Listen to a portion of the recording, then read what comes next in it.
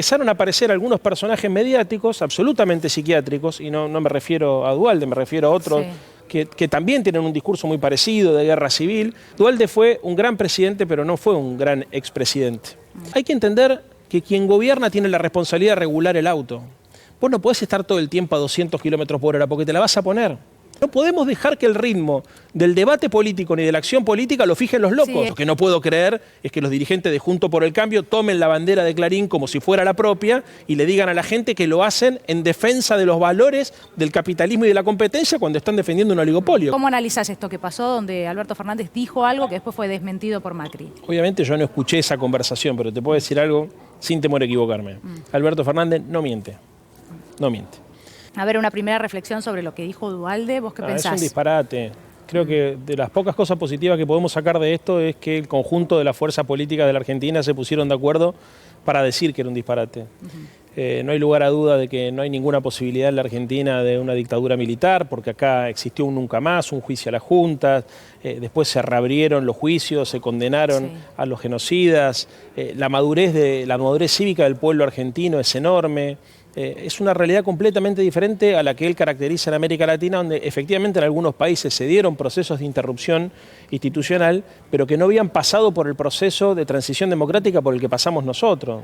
O sea, acá tenés madres de Plaza de Mayo, abuelas, hijos, hasta inclusive hay un sector de la derecha que para nada está de acuerdo con la posibilidad de interrumpir el orden institucional. O sea, creo la verdad que la familia Duhalde lo tiene que cuidar, y esto se tiene que entender. Y una cosa más.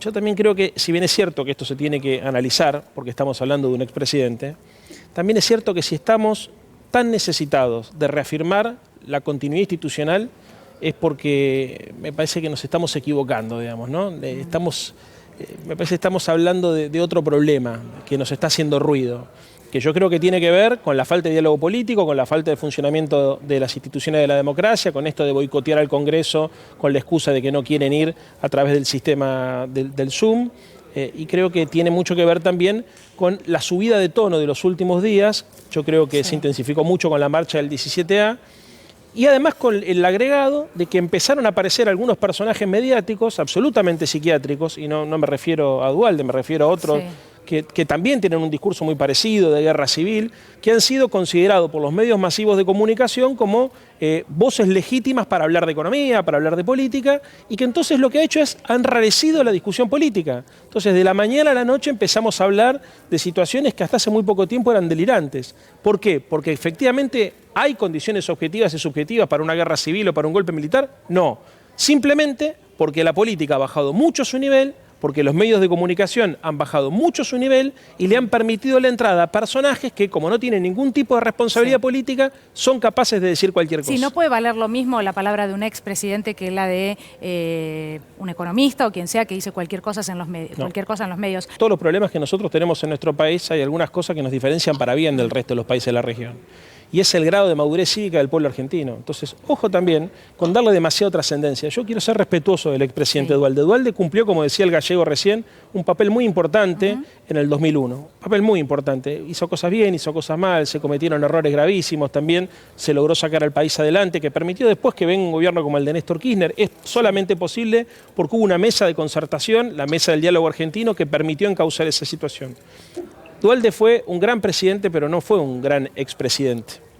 Entonces yo quiero ser muy franco. Creo que también nosotros tenemos que, con el respeto que se merece la investidura de una persona como Duhalde, por eso yo estoy tratando de ser cuidadoso con las palabras a la hora de caracterizarlo a él, a la hora de caracterizar su estabilidad emocional, a la hora de caracterizar su visión de la realidad, su conexión con la realidad. Lo que diría es lo siguiente: tampoco sobredimensionemos estas palabras, porque lejos de fortalecer a la democracia y de fortalecer al gobierno, a veces parece que nosotros nos dejamos correr por las agendas falsas que instalan algunos medios de comunicación o algunos personajes como el que estamos viendo ahora. Ojo, acá la democracia, digamos, se defiende básicamente construyendo ciudadanía, ampliando derechos, haciendo política, defendiendo las ideas y no cayendo en provocaciones o en delirios como los que hemos visto ayer. Entonces le pido también a la dirigencia política y a la militancia política, más que a la dirigencia, pero yo he visto a la dirigencia hoy por lo menos bastante cauta, inclusive a los líderes de opinión también bastante cautos,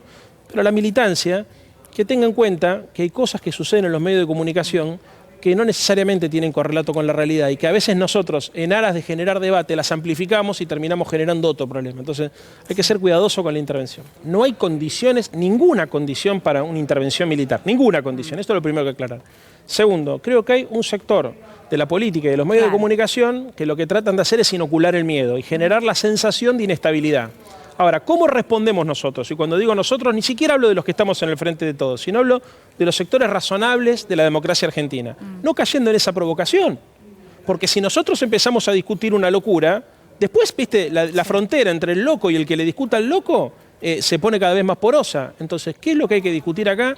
Con criterios y con razonabilidad, los problemas de la gente. La gente no está discutiendo lo que discutimos en los canales de televisión. A veces en los canales de televisión se discuten los problemas de la gente y muchas veces se discuten los problemas de los políticos, se discuten los ataques de ira, se discuten las declaraciones que tienen origen en el ego y en el narcisismo de algún dirigente que busca protagonismo y eleva el tono de voz, y entonces todos discutiendo eso. Sí. Pero eso, una cosa importante, Dani, la derecha está con esta lógica.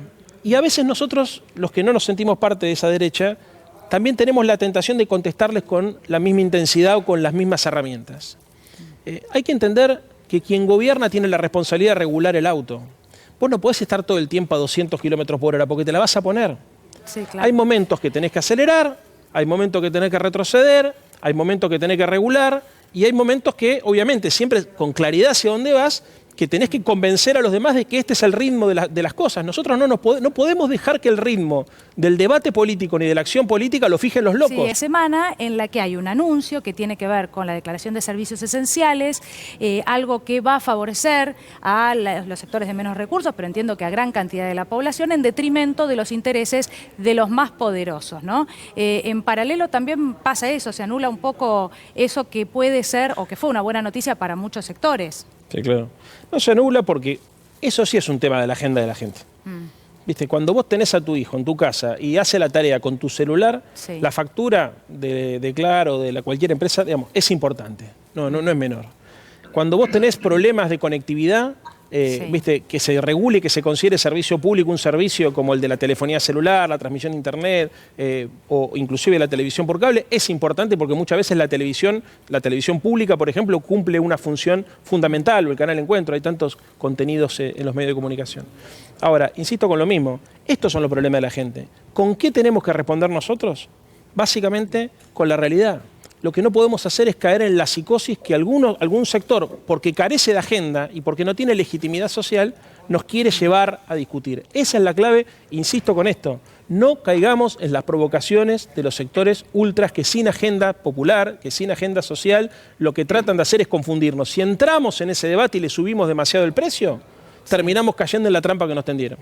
Yo decía, Leandro, y vos sos muy cercano también al presidente, ¿no? Alberto Fernández. En uno de sus primeros discursos él habló del valor de la palabra, de la importancia que tenía para él que a partir de ahora se recuperara ese valor después de un periodo en el que, como mínimo, y esto lo agrego yo, las promesas de campaña no tuvieron que ver después con las acciones de gobierno. Como mínimo. Después podemos seguir avanzando hacia el espionaje y otras cuestiones. ¿Qué pensás vos y cómo analizás esto que pasó donde Alberto Fernández dijo algo que después fue desmentido por Macri? Obviamente yo no escuché esa conversación, pero te puedo decir algo sin temor a equivocarme. Alberto Fernández no miente. No miente. Segundo lugar, ¿qué es lo que verdaderamente me preocupa de lo que acaban de describir ustedes? Que partidos políticos o dirigentes políticos, en lugar de representar a la gente, representen a las grandes corporaciones. Pero no es que representan a las grandes corporaciones en su pelea con otras corporaciones extranjeras, lo que sería razonable. Por ejemplo, que un partido político, que en conjunto de partidos políticos, en el marco de una competencia internacional, quiera que su capital local le vaya mejor frente a la competencia con un capital extranjero. No, estamos hablando de grandes capitales concentrados que tienen posición de abuso dominante, que extraen sus ganancias abusándose de la facturación de servicios públicos esenciales, que son defendidos por dirigentes políticos que están ocupando los lugares que están ocupando porque los votó la gente. Esto no pasa en ningún lugar del mundo. Es muy común ver a parlamentarios norteamericanos defender a las empresas norteamericanas frente a las empresas chinas. Es muy común ver a parlamentarios españoles defender a las empresas españoles frente a las empresas alemanas.